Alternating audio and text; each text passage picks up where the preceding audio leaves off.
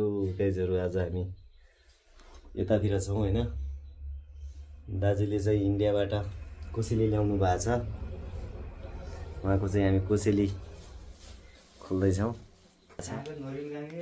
हेर्नुस् त उहाँ दाइ ल्याउनुहुन्छ। ल कोसेली नरियल खोइ त अनि नरियल निकाल्दैछन् कि दिनु नि हैन। हो भाउजू युट्युबमा हुन्छ नि फेरि दाइ पोस्ट हेर्नु भएको नि मेरो।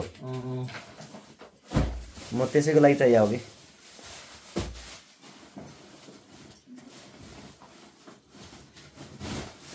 यहाँ बुढाबुढी खोज्दै हुनुहुन्छ। उहाँले चाहिँ इन्डियाबाट आउनुभयो हो हिजो।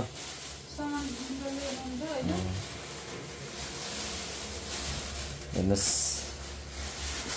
दिनलाई होला है। नारियल हो के त थियो त अरु गाउँका गोठाबाट भन्नु कोही वर्ष हुनुहुन्छ बाबु पुरानो दिदी हजुर मलाई त दाइले ल्याएर ओ नरियल ल्याउनु भएको रहेछ। हाम्रो यो पहिलेदेखिको नै चलन हो।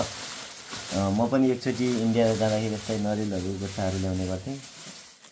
दाइले पनि ल्याउनु भएको रहेछ। गोठा खोइ त अनि ग्यास पनि खाने रहेछ है। खोइ गोठा थियो नि गोठे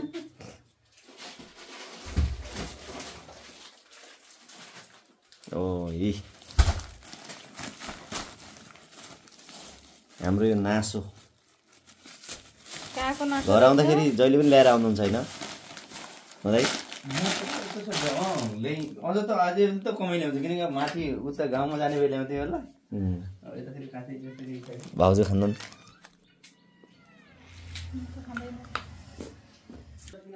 एकदम मिठो छ।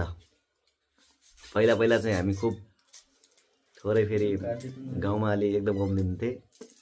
एक पनि फुटालेर अझ यसलाई नि फुटालेर दुई टुक्रा गरेर खान्थ्यौँ। त्यसरी एकदम मिठो छ।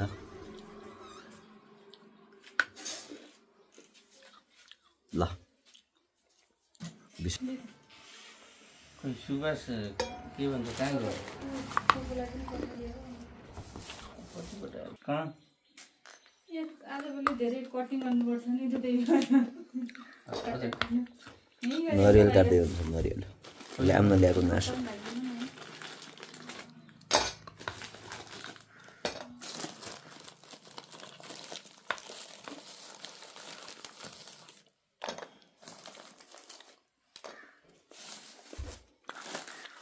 त भयो अब।